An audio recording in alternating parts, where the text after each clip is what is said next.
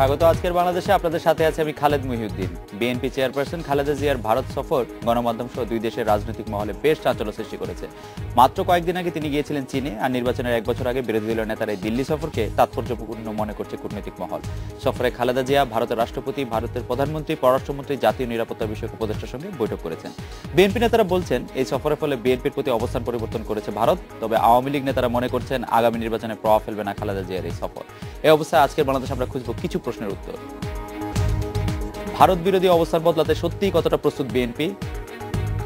ভারতের সঙ্গে সম্পর্ক উন্নয়নের চেষ্টা কি প্রভাব ফেলবে বিএনপির জোট রাজনীতিতে? বাংলাদেশের রাজনীতি নিয়ে ভারতের দৃষ্টিভঙ্গিতে পরিবর্তনের সম্ভাবনা আসলে কতটুকু? আওয়ামী লীগের সঙ্গে ভারতীয় নেতৃত্বের সম্পর্ক এখন কোন পর্যায়ে? জানিয়ে রাখি, আজকে বাংলাদেশের মতামত প্রশ্ন পাঠাতে SMS পাঠাতে পারবেন ইমেল করতে, লিখতে পারবেন ফেসবুক ও টুইটারেও। এসব বিষয় নিয়ে আলোচনা করতে আজ স্টুডিওতে আছেন সাবেক পররাষ্ট্রমন্ত্রী ও বিএনপির ভাইস চেয়ারম্যান মোর্শেদ খান, আছেন পররাষ্ট্র মন্ত্রণালয়ের সাবেক সচিব ও রাষ্ট্রদূত ওয়ালিউর রহমান এবং বাংলাদেশের সমাজতান্ত্রিক দল বাসদের সাধারণ সম্পাদক কমরেড খালেকুজ্জামান। স্বাগত আপনাদের। জনাব মোর্শেদ খান, আপনার জন্য দুটি উদ্ধৃতি আমি আসলে উদ্ধৃত করতে চাই। একটি হচ্ছে এরকম, সেটি গত বছর ডিসেম্বর মাসে দেয়া, বর্তমান সরকার দেশের যা কিছু আছে সবই তলে তলে ভারতের হাতে তুলে দিচ্ছে। সরকার দেশের ও দেশের মানুষের পক্ষে কথা বলছে না, সরকার অন্য দেশের হয়ে কাজ করছে। আর আরেকটি উদ্ধৃতি হচ্ছে এরকম যে আমরা একটি নতুন অধ্যায়ের সূচনা করলাম এবং আমাদের এই সফর খুব সফল হয়েছে। দুটি উদ্ধৃতি বিরোধী দলীয় নেতা বেগম খালেদা জিয়ার। আপনি কি মনে করেন যে এটা আসলে একটা দারুণ রকম পজিশনিং, মানে পজিশন শিফটিং, নাকি এটাকে কিভাবে ব্যাখ্যা করবেন আপনি? এখন প্রশ্নটা অনেকগুলি প্রশ্নের জন্ম দেবে। দুটি প্রতিবেশী দেশের মধ্যে ভিজিট বিনিময়, সফর বিনিময়, এটা একটা সাধারণ ব্যাপার। এটা হয়তো আমাদের অন্যান্য দেশে যেভাবে মোর ফ্রিকুয়েন্টলি হয়, আমাদের দেশে সেটা হয় না। এটা শুধু সরকারি দল বল না, বিরোধী দলের অথবা সরকারি দল কারোই ওইভাবে ওতপ্রোতভাবে যেভাবে হওয়া উচিত, যে লেভেলে আমাদের সম্পর্ক থাকা উচিত, সেই লেভেলে কিন্তু বাংলাদেশ ভারতের সম্পর্ক নেই। এটা কোনো সরকারের সময় ছিল না এবং ভারতেরও কোনো সরকারের সময় ছিল না।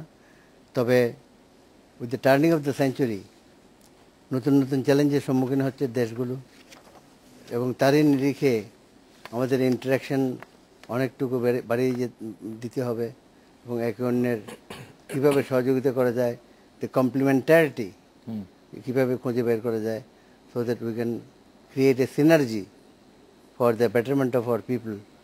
এটা আগে প্রয়োজন না হলে এখন অনেক প্রয়োজনের, দুই দেশের পক্ষেই প্রয়োজন হয়ে পড়েছে। ভারতও বুঝতে পেরেছে, বাংলাদেশের জনগণও বুঝে যে একে অন্যের সহযোগিতা ছাড়া এই বিশ্বায়নের যুগে আমরা বেশি দূরে এগোতে পারবো না। তো এই বুঝতে পারাটা আপনি বলছেন ভারতও বুঝতে পেরেছে এবং বিএনপিও কিছুটা বুঝতে পেরেছে। কোন বুঝতে পারাটা আগে হয়েছে সেটা একটু আমাদের বলবেন? মানে ভারতের বুঝতে পারা, মানে ভারত আগে, আই থিঙ্ক আগে আর পরে is not important thing. Important thing is that they are both committed.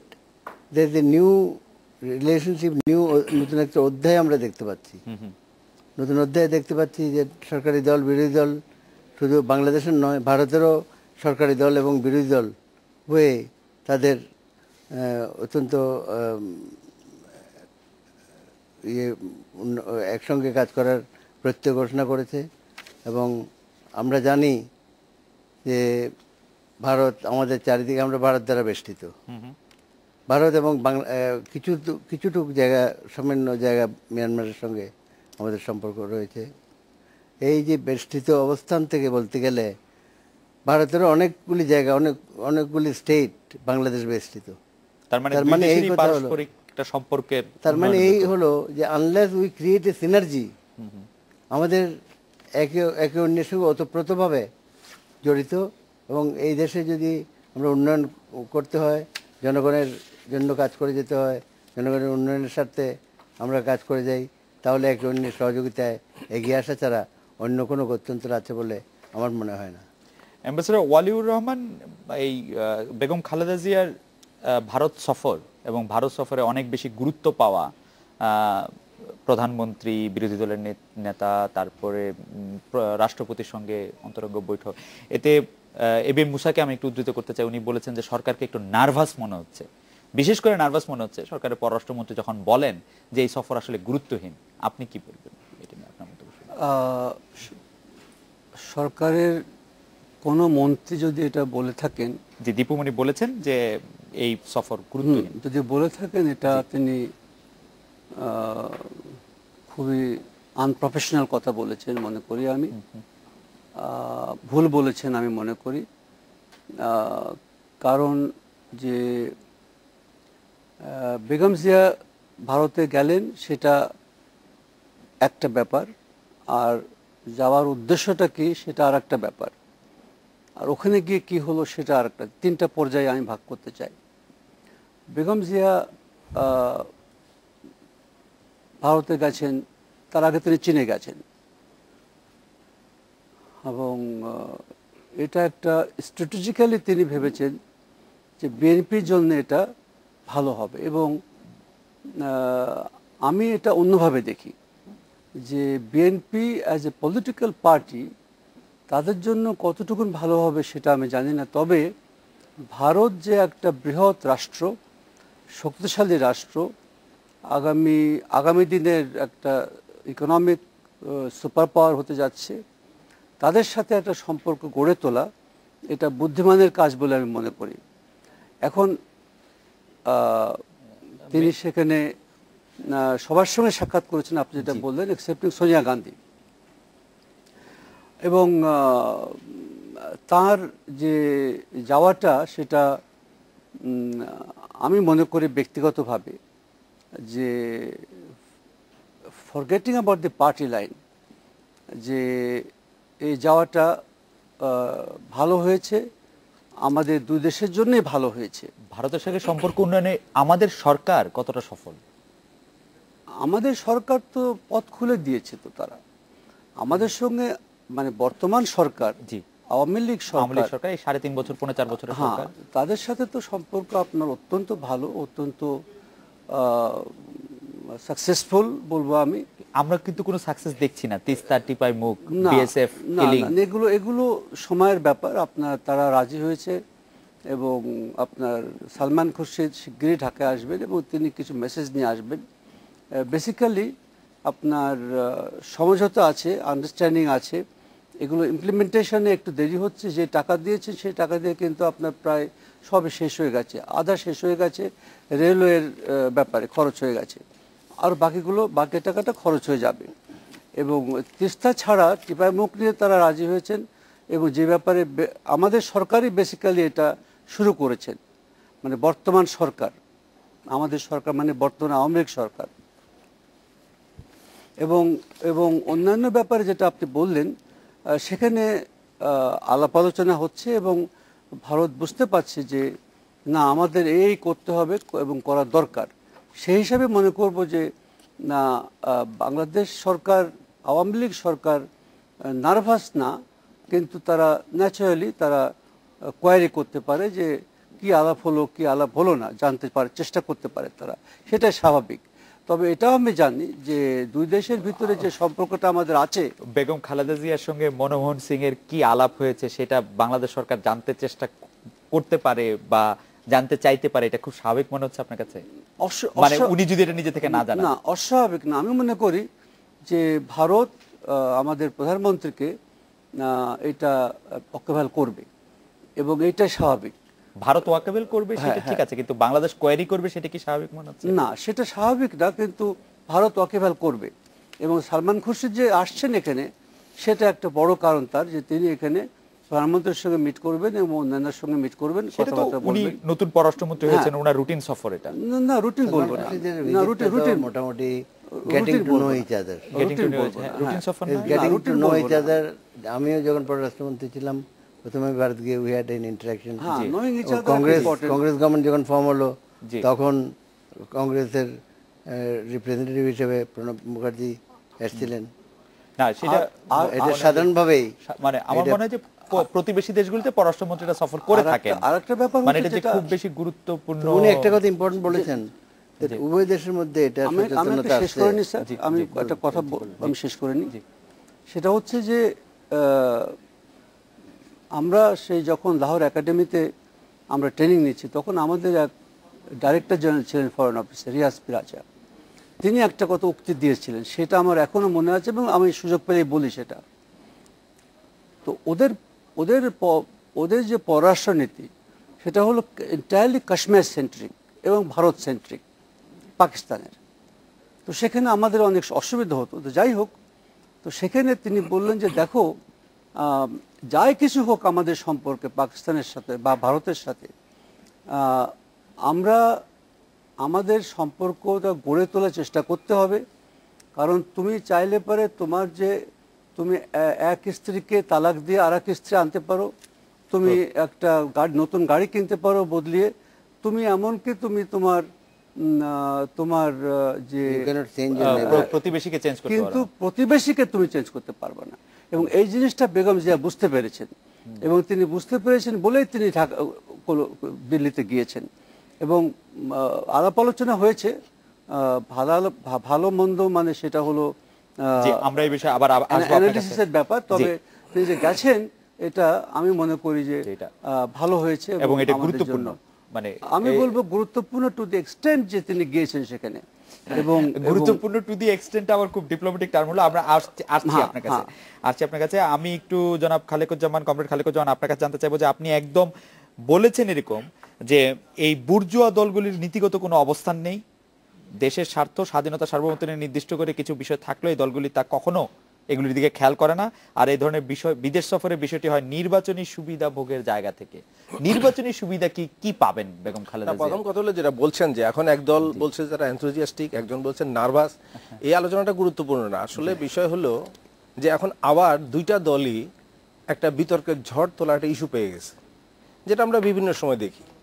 অর্থাৎ এখানে আগে বিতর্ক ছিল যে কে ভারত বিরোধী, কে ভারতপন্থী, এটা নিয়ে বিতর্ক চলে, সেখানে জনগণকে ডিভাইড করা এবং তাদের ওই নির্বাচনের যে কথাটা সেখান থেকে এসেছে। এখন সেটা হলো যে অতীত আত্মীয়তার সেটা টান বেশি না নতুন আত্মীয়তার জোর বেশি, এটার বাহাস চলবে এখন।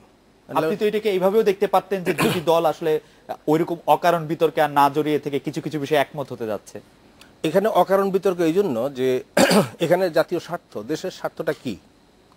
এখন আর বলছেন দিল্লি কত দূর ওদের বিএনপির জন্য, এখন বিমানে 2 ঘন্টা লাগে বা 1400-1500 কিলোমিটার, কিন্তু এই বিতর্ক যে কত দূর গড়াবে এটা আপনি এখন বলতে পারেন আরেকটা ইস্যু না আসা পর্যন্ত।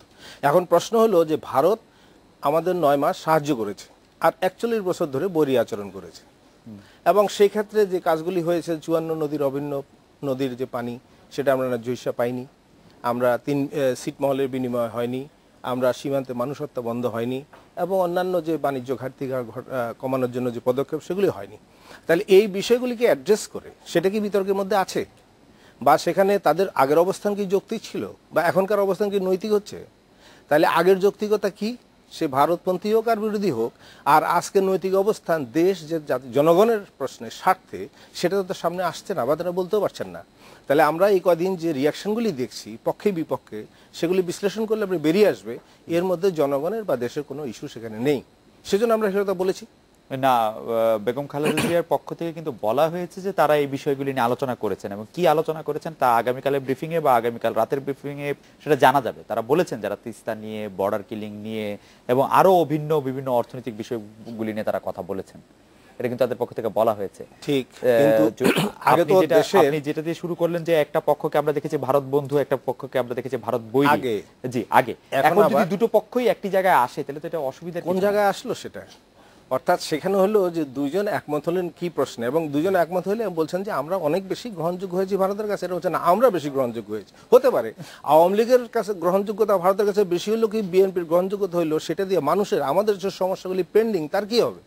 এখন যেমন ধরেন বিএনপি ওরা যদি যায়, গুরুত্বপূর্ণ সেটা হলো যে আমরা দেশের মানুষের কাছে তো আগে কথা বলে যেতে পারতেন না, কারণ বেশি অনেক বিদেশের কাছে গিয়ে যেমন বলছেন যে আমরা আর এই দেশের অভ্যন্তরে এই ঘাঁটি গেড়ে সামরিক তৎপরতার সুযোগ আমরা দিব না, তাহলে আগে দিয়েছিলেন কি? তাহলে সেটার মধ্যে দেশের স্বার্থ কি ছিল? আর আজকে যদি সেখান থেকে সরে আসেন, সেটার সঙ্গে কি জাতীয় স্বার্থ সেখান থেকে উদ্ধার হবে? আপনি একটি খুবই গুরুত্বপূর্ণ প্রশ্ন, আমাদের সাবেক পররাষ্ট্রমন্ত্রী আছেন, সাবেক পররাষ্ট্র সচিব আছেন, তারা এই বিষয়গুলি নিয়ে নিশ্চয়ই আমাদের উত্তর দেবেন। আমরা একটা বিরতি নিচ্ছি, বিরতি থেকে ফিরে এসে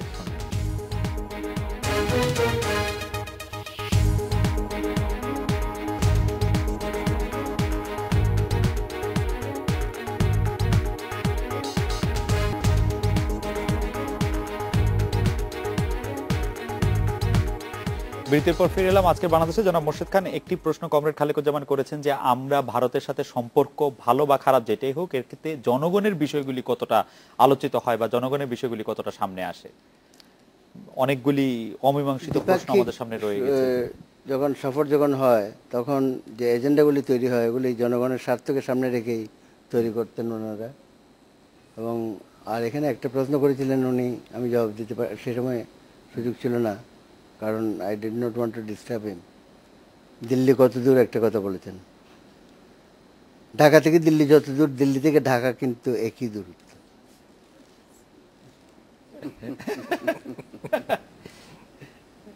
এবং এই দুই দেশ একসঙ্গে মিলে যদি সিনার্জি তৈরি না করে এককভাবে কিছু করা যাবে না, স্পেশালি ইন টুডেজ ওয়ার্ল্ড। আমাদের যে আঞ্চলিক উপ আঞ্চলিক কোঅপারেশনে সার্ককে আজকে দেখেন, ইউরোপিয়ান ইউনিয়নের যেই ছোট্ট একটা বাজার কম্পেয়ার টু আমাদের মার্কেটে, তারা যত পার্সেন্ট বৃহত্তর একটা অংশ তারা ইন্ট্রা রিজিওনাল ট্রেড করে। ASEAN also does more trade within themselves, which is 1/4 the size of Bangladesh and India, Pakistan. কিন্তু আমরা intra-religion trade, relationship is all about economics. Economics ছাড়া আর সিকিউরিটি পার্সপেক্টিভ যেটা আছে, that touches everyone equally. কাজে security কিন্তু এখন it has got a diversified definition. এখন food security, ecological security, physical security, medical security has really branched out like anything. তো এখানে খোলা মন নিয়ে আমাদের সমস্যাগুলি, প্রতিবেশী দেশের মধ্যে সমস্যা থাকবে না এরকম কোনো প্রতিবেশী নেই। আমেরিকার সঙ্গে কানাডার, আমেরিকার সঙ্গে মেক্সিকোর সমস্যা নিশ্চয় আছে। তার থেকেও বড় সমস্যা ছিল সোভিয়েত ইউনিয়ন এবং আমেরিকার। তারা দুজনের কাছে হেনরি কিসিঞ্জার দৌড়ে গেল চায়নাতে। আমরা এটাকে কি বলবো, দে গেভ ইন। মস্কো কত দূর? সো টু ব্রিং মস্কো, যারা আগে যাবে, দ্য ফার্স্ট স্টেপ যেটা নেবে, that has to be appreciated. এবং আমার মনে হয় এটা শুধু এক দেশ নয়, there is an intention which we can see and observe that both the countries, দুই দেশই চায় একটা সিনার্জির মাধ্যমে তাদের জনগণের। আপনাদের ভোটের রাজনীতিতে এটা বিরাট প্রভাব ফেলবে কিনা? না, ভোটের রাজনীতি, ভারতবর্ষের লোকেরা এসে এখানে ভোট দেয় না, কিন্তু না মানে বলতে পারে যারা আপনাদের সাথে জোটে আছে, জোটে যারা আছে, আমি বলি জোটের ব্যাপারটা একটু পরিষ্কার করে দিই। জি, 18 দলীয় জোট যেটা আছে, আমরা একে অন্যের মধ্যে বিলীন হয়ে যায়নি। আমাদের বর্তমান সরকারি দল কিন্তু তারা বিলীন হয়ে গিয়েছিল, ছোট দলগুলি, তারা নৌকা মার্কা নিয়ে ইলেকশন করেছে। আমাদের সময় সেটা হয়নি। আমরা নিজ নিজ সক্রিয়তা, নিজ নিজ কর্মসূচি বজায় রেখে, বিএনপির মতো কর্মসূচি বজায় রেখে ধানের শীর্ষে ভোট করেছে, অন্যরা তাদের নিজ নিজ দলের সিম্বল নিয়ে ইলেকশন করেছে। আচ্ছা, আমরা বিলীন হওয়ার 18 দলীয় জোটের মধ্যে কিন্তু একাধিক লোক আছেন যারা ধানের শীষ নিয়ে ভোট করেছেন। না, সংসদ সদস্য আছেন না ধানের শীষ নিয়ে ভোট ধানের শীষ নিয়ে ভোট করেন নেই, তারা নিজ নিজ ইয়ে করেছে। আমরা অনেক জায়গায় ক্যান্ডিডেট দিই নেই, দ্যাটস এ ডিফারেন্ট ইস্যু। তাদেরকে ছাড় দেওয়া হয়েছে হয়তো দুই-একটা, কিন্তু আমরা নিজস্ব সক্রিয়তা বজায় রেখেই, সেই জন্য প্রোগ্রাম যখন হয় আমরা বিএনপির প্রোগ্রাম আলাদা করি, 18 দলীয় প্রোগ্রাম আলাদা করি। কাজেই যার যার সক্রিয়তা বজায় রেখে আমার মনে হয় আমাদের যে কর্মসূচি, we are trying to create a synergy for working together and we reach out to the people. Ambassador Waliur Rahman, comrade Khalequzzaman যে প্রশ্নগুলি করছিলেন যে জনগণের সমস্যাগুলি নিয়ে কখন আলোচনা হয় কিনা, এখন তো তর্কটা আসছে একটা ভিন্ন জায়গা থেকে যে ভারতের সাথে আসলে কে বেশি ক্লোজ, আসলে মানে কোন দল বেশি ক্লোজ, কিন্তু জনগণের কথা বেশি একটা আলোচনা বা আমরা সফলতা পাই না, এরকম একটি কথা কমরেড খালেকুজ্জামান বলেছেন। না, এটা জনগণের সাথে, জনগণের ব্যাপারে আলাপ আলোচনা নিশ্চয়ই হয়েছে এবং হঠাৎ স্বাভাবিক। আর একটা কথা আমি বলবো যে আওয়ামী লীগ, বিএনপি এদের সঙ্গে ভারতের কি সম্পর্ক, এটা করা, এই তুলনাটা করাই ভুল। কারণ আওয়ামী লীগের সঙ্গে ভারতের সম্পর্ক 1971 সাল থেকে, আমাদের মুক্তিযুদ্ধে যে আওয়ামী লীগ, বঙ্গবন্ধু শেখ মুজিবুর রহমান যে লিডারশিপ দিয়েছিলেন, সেটা আওয়ামী লীগই করেছেন এবং সেই আওয়ামী লীগকে যারা ভারত যেভাবে সাহায্য করেছে মেটেরিয়াল দিয়ে, তারপরে শেষমেশ তারা আমাদের সঙ্গে অ্যালাইড ফোর্স তৈরি করে তারা আমাদেরকে স্বাধীনতা স্বাধীনতা ত্বরান্বিত করে দিয়েছে, স্বাধীন সার্বভৌম রাষ্ট্র আমরা পেয়েছি। কাজে এর সঙ্গে বিএনপির সম্পর্ক ভারতের কোনো তুলনা করাটা ভুল হবে আমাদের, 1 নম্বর। 2 নম্বর কথা আমরা বলবো যে I hope that will cover part of comrades queries, যে ভারত বেগম জিয়ার ভিজিটের সবচেয়ে মূল্যবান জিনিসটা আমি মনে করছি যে তিনি বলেছেন যে বিচ্ছিন্নবাদীদের আর কোনো জায়গা দেওয়া হবে না। উলফা বা মেঘালয়ের যে সন্ত্রাসরা আছে এখানে, তাদের ক্যাম্প তারা তৈরি করতো, ক্যাম্প থেকে তারা ট্রেনিং নিয়ে তারা ওখানে গিয়ে হামলা করতো, সেটা আর করতে দেওয়া হবে না। তার অর্থটা হচ্ছে যে তারা ছিল এখানে, তার অর্থটা হচ্ছে যে বিএনপি এদেরকে জায়গা দিয়েছে। মোর্শেদ খান, এর অর্থ কি তাই যে ভারতকে, ভারত বিরোধী কোনো কর্মকাণ্ড এই দেশের ভূখণ্ডে এবং এটা বলা হয়েছে তো, কাজেই ভারত বিরোধী কর্মসূচির মধ্যে কর্মসূচি বলতে থাকলে অনেক কথা এসে যায়। ভারত বিরোধী বলে কোনো কর্মসূচি নাই, আমরা কাউকে জায়গাও দিই নেই, রিফিউজি করে নিই। এবং আরেকটা জিনিস, এখানে একে অন্যের ভূখণ্ড কারো বিরুদ্ধে ব্যবহার করতে দেওয়া হবে না, সেটাই হলো মূল কথা। বাংলাদেশের ভূখণ্ডে নয়, ভারতের ভূখণ্ডেও স্বাধীন বঙ্গভূমি, না একটু রেড করি, স্বাধীন বঙ্গভূমি আছে, তারপরে শান্তি বাহিনীর জায়গা আছে, তারা কিন্তু বাংলাদেশের ভূমি থেকে করেন, ভারতের ভূমি থেকেই করেছিল। কাজে এই ধরনের উভয় পক্ষ তারা বুঝতে পেরেছে যে তারা একে অন্যের সহযোগিতা ছাড়া এগোতে পারবে না। কাজে এই ব্যাপারে দুই দেশের ভূমি কোনো ইনসার্জেন্সির জন্য ব্যবহার হতে দেবে না, এইটাই ছিল কন্টেন্ট। জনাব মোর্শেদ খান, আপনি জানেন যে আজকে 10টা অস্ত্র মামলার আদালতে কার্যক্রম চলছে। তো রাষ্ট্রপক্ষের আইনজীবী এই বিরোধী দলীয় নেত্রী বেগম খালেদা জিয়ার ভারত সফরে দেওয়া বক্তব্যকে, যে একটি ভূখণ্ডকে ব্যবহার করতে দেব না, এটা জুডিশিয়াল নোটিশে আনার একটি নোটিশ দিয়েছেন। কারণ মানে এটা আসলে একরকম জুডিশিয়াল নোটিশ, যে জুডিশিয়াল নোটিশে আনার একটা উনি প্রস্তাব দিয়েছেন প্রসিকিউটর। তো বিচারক সে সময় জিজ্ঞেস করেছিলেন যে 10টা অস্ত্র আটকের ঘটনার সাথে, আমি বিচারককে কোট করছি, উনি বলছিলেন যে 10টা অস্ত্র আটকের ঘটনার সাথে বিরোধী দলীয় নেত্রী ভারত সফরের কি সম্পর্ক, কেন এই সফরকে জুডিশিয়াল নোটিশে আনতে হবে? জবাবে সরকার পক্ষে যে আইনজীবী আছেন তিনি বলেছিলেন যে বিগত সরকারের আমলেই 10টা অস্ত্র চট্টগ্রাম বন্দর দিয়ে পাচার হচ্ছিল এবং সেটা সরকারের জানা মতে, এরকম একটি কথা। এবং আমাদের সরকার থাকতে সরকারই এটা ধরেছিল, এটা বিদেশ থেকে এসে কেউ ধরে নেই, আমরাই এটাকে ধরেছিলাম, and we have done the necessary action we have taken. G sir, Waliur Rahman, আপনার কথা যদি একটু শেষ করতেন, যে আপনি মাঝপথে আপনাকে। হ্যাঁ, না, unfortunately I beg to differ with my former foreign minister, যে এটা উনি বলেছেন যে কথাগুলো সেগুলো ঠিক নয়। আমার অ্যানালিসিসে উলফার যে এই যে জাহাজের কথা বলছেন, 10টা অস্ত্র ধরা পড়লো, জাহাজ আনা হলো, সেগুলো উলফার জন্য আনা হলো, এবং that was paid for by ISI and it came from Dubai.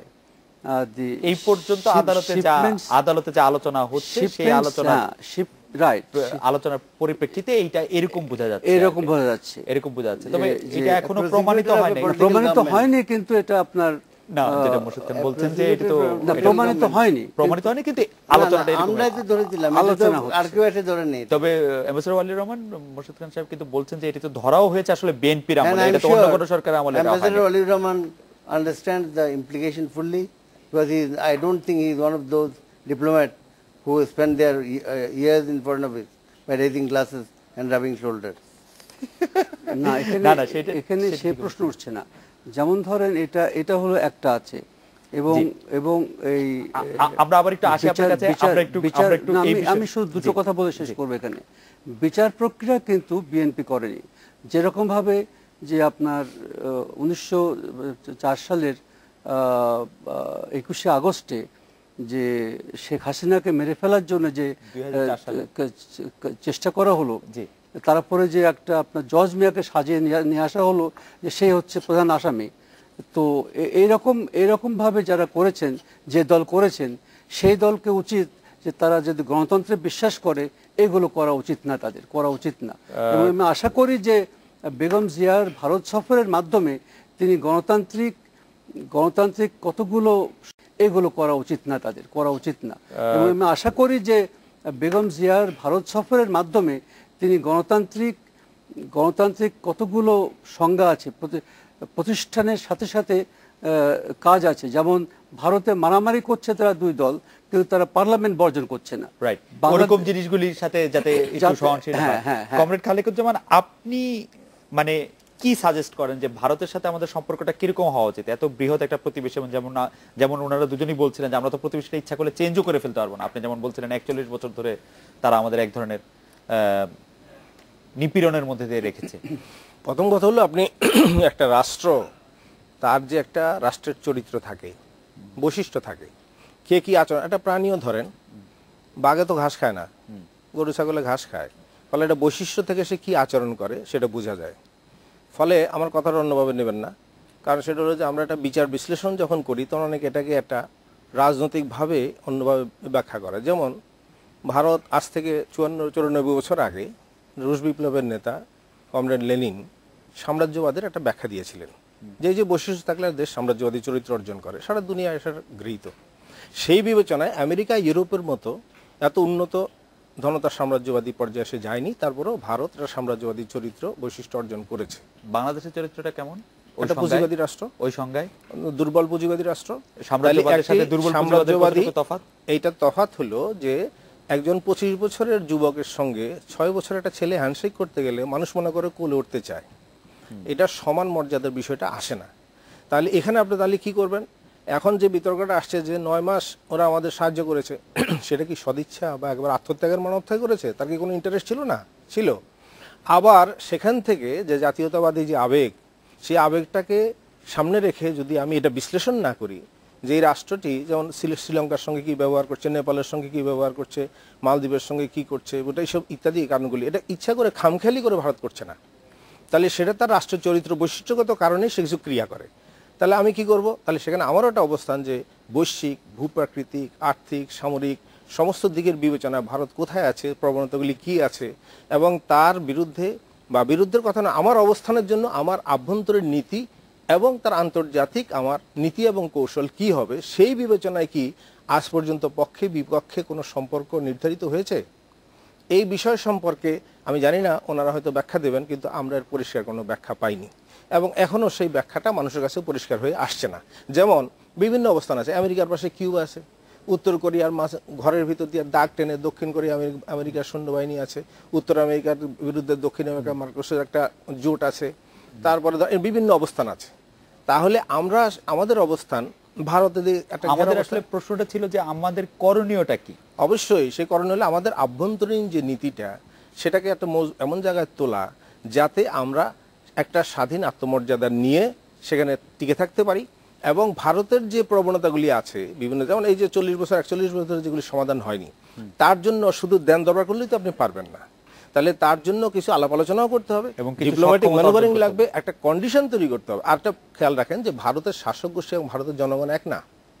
আমরা কখনো ভারতের পিপলকে অ্যাড্রেস করার চেষ্টা করিনি, এবং ফলে বাংলাদেশের জনগণ এবং ভারতের জনগণ এই দুই শক্তির ঐক্য, সেটা একটা ডাইমেনশন থাকে। কিন্তু সেটা তো অনেকটা ইউটোপিয়ান কথা হলো। ইউটোপিয়ান না, কারণ ওই যে বলছেন যে প্রতিবেশী চেঞ্জ করা যায় না, এইটা কিভাবে সম্ভব হবে সেটা আমরা আবার একটু না, এক কথা একটু বলে দেই, প্রতিবেশী চেঞ্জ করা যাবে না, কিন্তু প্রতিবেশী রাষ্ট্রের চরিত্র তো চেঞ্জ হতে পারে। ধরেন রাষ্ট্রের চরিত্র জনগণের বন্ধুত্বের মাধ্যমে চেঞ্জ করা সম্ভব কিনা? বিপ্লববাদ যদি আজকে ভারত একটা সমাজতান্ত্রিক রাষ্ট্র হয়, আর্জেন্টিনা বলিভিয়া হলে একটা সম্ভব। কিন্তু আমরা একটা বিরতি নিচ্ছি, বিরতির পর ফিরে এসে শুনবো অতিথিদের কাছ থেকে।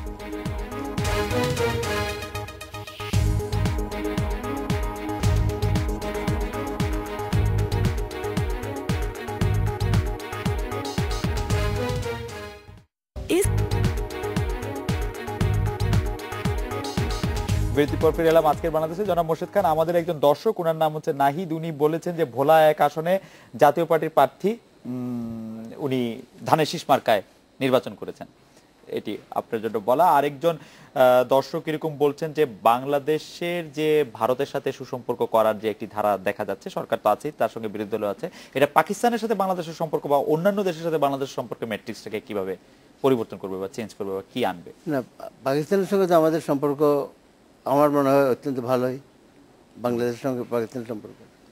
এবং দুইটা বৃহৎ মার্কেট, একটা হলো আমাদের প্রতিবেশী ভারত এবং আরেক প্রতিবেশী সুলভ অলমোস্ট প্রতিবেশী China, but not as close as Bharatvarsha.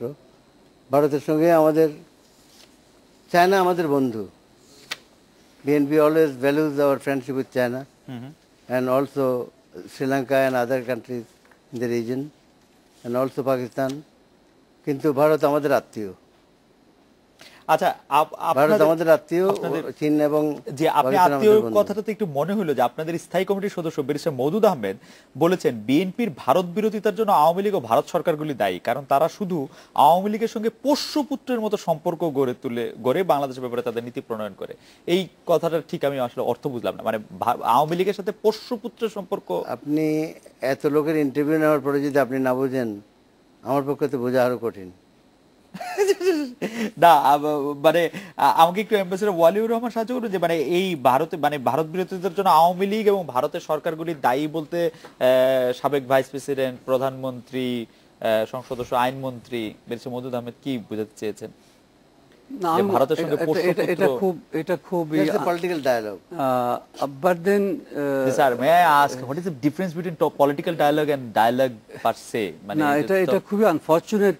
Political ডায়ালগটা কি আলাদা? ওই যে রাজনীতির মধ্যে পলিটিক্স ঢুকে গেছে বলেন না। না, হ্যাঁ, কিন্তু এটা খুব আনফরচুনেট একটা কথা বলেছেন মওদুদ সাহেব।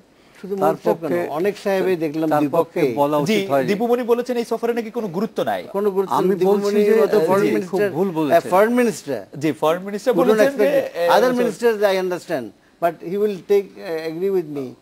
না, উনি প্রথমেই না, আমি তো প্রথমেই বলেছি it irresponsible and on the vocabulary of foreign minister, non-professional, irresponsible and non-professional. এবং মওদুদ সাহেব যেটা বলছেন that is equally irresponsible, non-professional. একটা জিনিস কিন্তু আমাদের না ভুললে চলবে না। শুধু একটা কথা বললাম এখানে, এই পর্যায়টা আমি বলবো যে বেগম জিয়া যখন বলেছেন যে with due respect to my former foreign minister, যে আমরা আর কোনো বিদেশি সন্ত্রাসবাদীদেরকে বাংলাদেশের মাটি ব্যবহার করতে দেব না, এর অর্থটা কি? এটা বাংলাদেশের মাটি ব্যবহার করতে দেব না। আমি বলবো যে আপনারা ওয়েট করেন, Begum Zia is going to call the press, and ওখানে কি কথা হয়েছে ভারতবর্ষ বলবে, বিকজ নেগেটিভ কোনো কিছু হয়নি। ওখানে হচ্ছে দুই দেশেই এটা নেগেটিভের কথা বলছি না, একে অন্যের দেশের বিরুদ্ধে নিজের ভূমিতে কোনো সন্ত্রাসী কর্মকাণ্ড চালাতে দেবেন। এটা স্বাধীন বঙ্গভূমি মুভমেন্ট হোক, অথবা শান্তি বাহিনীর প্রাক্তন অভিজ্ঞতা হোক, অথবা উলফার কর্মকাণ্ড হোক, যেটা হোক, এটা অত্যন্ত বলিষ্ঠ একটা পদক্ষেপ বলে মনে করি আমি। দুই দেশেই স্বীকার করেছে তারা নতুন দিগন্তের দিকে এগিয়ে যাবে এবং তারা chapter behind them. Let us look forward. একটা কথা বলেছেন, most important, that let us move forward, not look back. আজকে যেমন ধরেন যে ইফোরিয়া যেটা আমাদের আছে, 71 কি হয়েছিল, 75 কি হয়েছিল, স্বাধীনতা যুদ্ধ কে করেছিল, কোথায় গিয়েছিল, না এটা ঠিক। আসলে আমিও এটার মধ্যে স্বাধীনতা যুদ্ধের পক্ষের শক্তি বিপক্ষের শক্তি নিয়ে আলোচনা করতে চাই না। মুক্তিযোদ্ধা হিসেবে বলি যে আমরা এনাফ ইজ এনাফ। এখন লোকজন জানতে চায়, আমাদের জনগণ, তার ছেলে চাকরি কবে হবে, ছেলে লেখাপড়া কবে হবে, বাসস্থান, আহার, এগুলির গ্যারান্টি আছে কিনা। Let us move forward. Soviet union এবং আমেরিকা যদি একযোগে কাজ করতে পারে, তাহলে আমরা কেন পারবো না? এখন রাশিয়া ভাঙার পরে রাশিয়া আর আমেরিকা যদি আগেও তো তারা একসঙ্গে কাজ করেছে।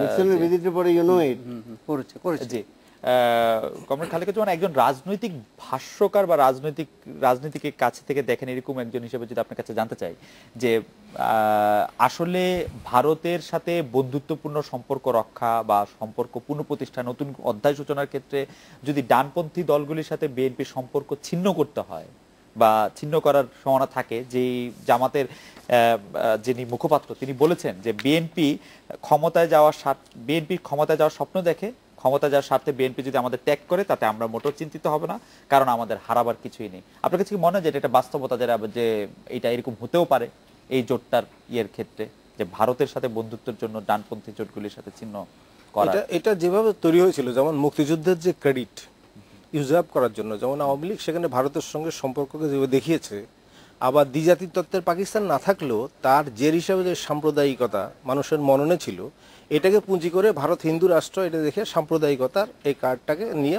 বিএনপি ভারত বিরোধিতা করে রাজনীতি করেছে। এখন এই সময় এসে দেখছে যে আসলে এইটা কার্যকর আর নাই, এই ইনস্ট্রুমেন্টটা কিছুটা অকার্য হয়ে গেছে, ফলে সেখান থেকে এই বিএনপি ব্যাক করতে চাইছে।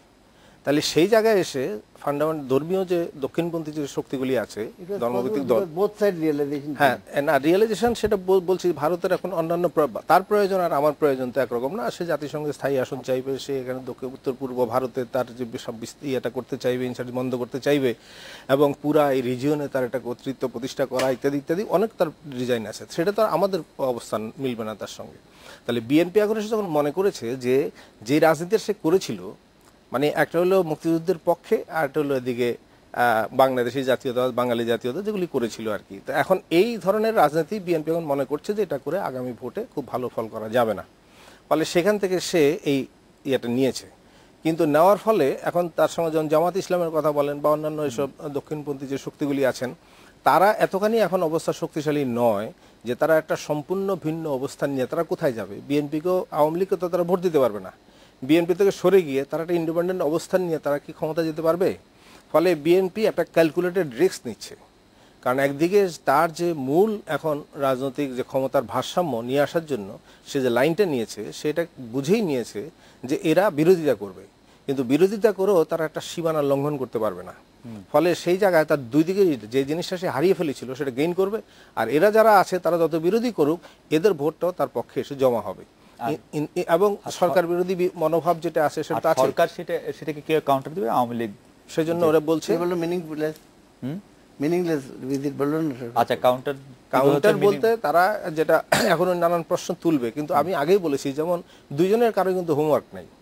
যেমন এখানে যদি আগে বিএনপির দেখতাম যে ধর এতটা সময় গেল 4 বছর, এই 4 বছরে আওয়ামী লীগের ফেলিউর তো আমরা দেখছি, তাহলে বিএনপি নানান কথা বলেছে, তারা যদি এইগুলি হোমওয়ার্ক করতো যে আমাদের এই পানির সমস্যা কীভাবে সমাধান করব, বা এই যে ছিটমহল, তারপর অন্যান্য যে ইস্যুগুলি আছে যতগুলি ঝুলন্ত হয়ে আছে এগুলির উপরে কতগুলি হোমওয়ার্ক করে এই যে গেল ইন্ডিয়াতে গিয়ে তারা বলতে পারতো যে আমরা এই ধরনের চিন্তাভাবনা করেছি, আপনাদের এক্সপার্ট টিমকে পাঠান আমাদের এখানে, আমরা এই বিষয়টা প্রপোজালগুলি সেখানে দিতে পারতো বা তাদেরকে ইনভাইট করতে পারতো। এইভাবে একটা আলোচনা এবং পিপলের যে বিষয়গুলি আছে, দেশের যে বিষয়গুলি আছে সেইটা, এবং তার সঙ্গে যুক্ত হয়ে যে তারা ওই কি ঘাটিঘাটি করবে না, সে কেন করবে? আরেকটা দেশের বিরুদ্ধে এই ধরনের কর্মকাণ্ড, সে তো অন্য কথা, কিন্তু দেশের এই বিষয়গুলি নিয়ে কোনো হোমওয়ার্ক করা, দেশের মানুষকে অ্যাওয়্যার করা।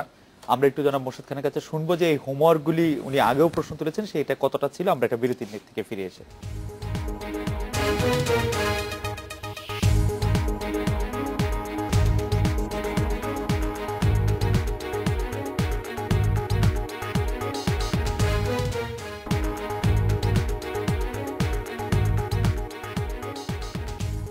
বিরতির পর ফিরে এলাম। আজকের বাংলাদেশে জনাব মোর্শেদ খান, আপনি আমাদের একটু বলবেন যে আবারও হোমওয়ার্কের প্রশ্নটা তুলেছেন কমরেড খালেকুজ্জামান, এবং তিনি বলছেন যে এই বিষয়টা হোমওয়ার্ক কোনো পক্ষেরই আসলে ছিল না বা নিয়ে চিন্তাও ছিল। রাজনৈতিক রিলেশনশিপ বিটুইন দ্য কান্ট্রিজ অনেক লম্বা, হোমওয়ার্ক করে কিন্তু কয়টা দেশ সম্পর্ক স্থাপন করে আমি জানি না, তবে বেসিক জিনিসগুলি, কমন ইন্টারেস্টগুলি কী আছে এবং সিনার্জি করতে গেলে কোন কোন সেক্টরে সিনার্জির প্রয়োজন, এগুলি স্টাডি করা দরকার, সেগমেন্ট ওয়াইজ করা দরকার।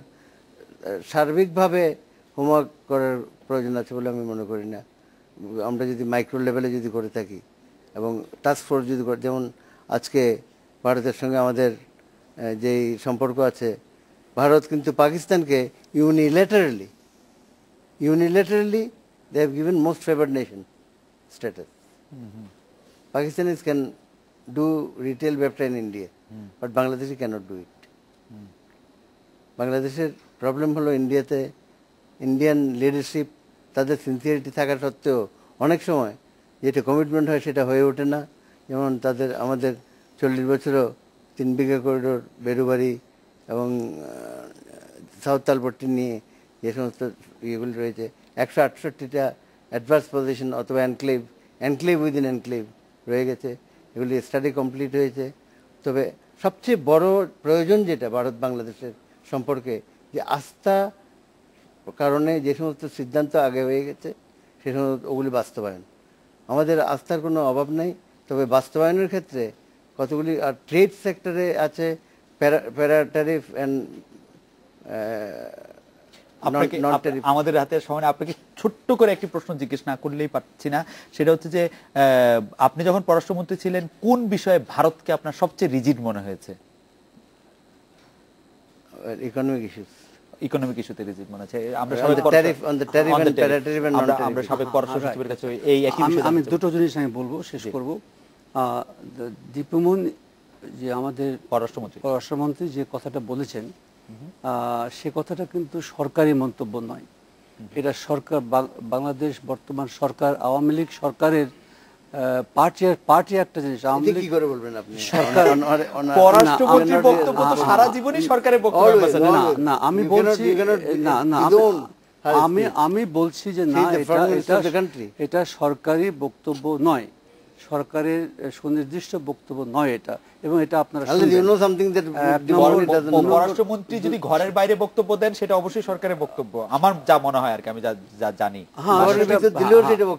ঘরের ভিতর সাংবাদিকদেরকে দিলে, আমি ঘরের বাইরে বলতে সাংবাদিকদের সামনে পররাষ্ট্রমন্ত্রীর বক্তব্য ক্যানট বি চ্যালেঞ্জ। রং বলা যায়, রাইট বলা যায়, না তিনি এটা সরকার আছে। 2 নম্বর হলো বলা যায় না যে কথাটা আপনারা সবাই তুলেছেন, যে উনি বলেছেন যে প্রিপারেশন যে কিছুটা ছিল না, এটা তা নয়। আমি বলবো যে টিপাই মুখের কথা তিনি তুলেছেন, এবং সেখানে টিপাই মুখের ব্যাপারে ভারত কিন্তু অলরেডি বাংলাদেশের সঙ্গে একটা এগ্রিমেন্ট হয়েছে যে আমাদের কিছু এক্সপার্টস, তাদের এক্সপার্টস, তারা already they have been sitting long before Begum Zia তুলেছেন। এবং তিস্তার ব্যাপারেও এই কথাটা উঠেছে যে আমাদেরও ওরা তারা ইয়ে করছেন, দেখছেন, মমতা ব্যানার্জি একদম সাধারণ মানুষ হিসেবে বলতে চাই যে আমরা দেখছি ভারতীয় প্রধানমন্ত্রী এসে এখানে বলে যাচ্ছেন যে এই চুক্তি হবে, আমরা দেখছি এটা হচ্ছে না। স্বরাষ্ট্রমন্ত্রী বলে যাচ্ছে যে আর একটা হবে না, আমরা দেখছি তার পরদিনই কিলিং হচ্ছে, আমরা দেখছি। আচ্ছা, না, এটা দেখতে চাই না আমরা। বেগম যে কথা বলেছেন, কিন্তু এটা আমি মনে করি সবচেয়ে বড়, এটা সবচেয়ে বড় অ্যাচিভমেন্ট আমি বলবো যে আমাদের জন্য, বাংলাদেশের জন্য।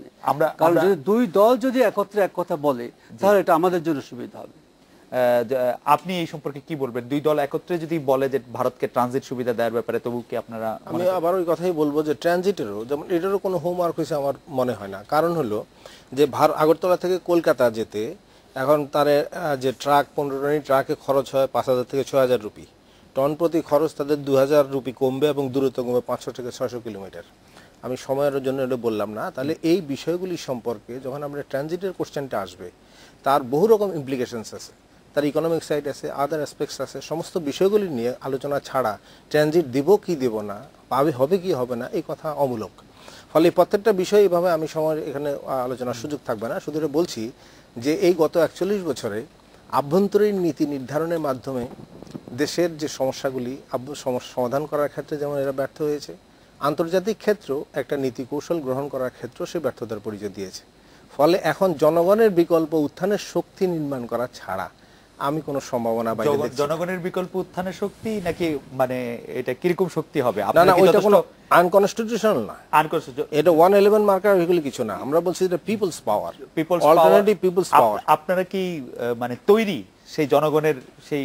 আমরা তো চেষ্টা করেই যাব, আমরা আশা করব যে আপনারা আপনাদের চেষ্টা বজায় রাখবেন। জনাব মোর্শেদ খান, আজকের অনুষ্ঠানে আসার জন্য আপনাকে, জনাব ওয়ালিউর রহমান এবং জনাব খালেকুজ্জামান আপনাদের অনেক ধন্যবাদ। এই ছিল আজকের বাংলাদেশে। দেখা হবে আগামীকাল এই সময়। শুভরাত্রি।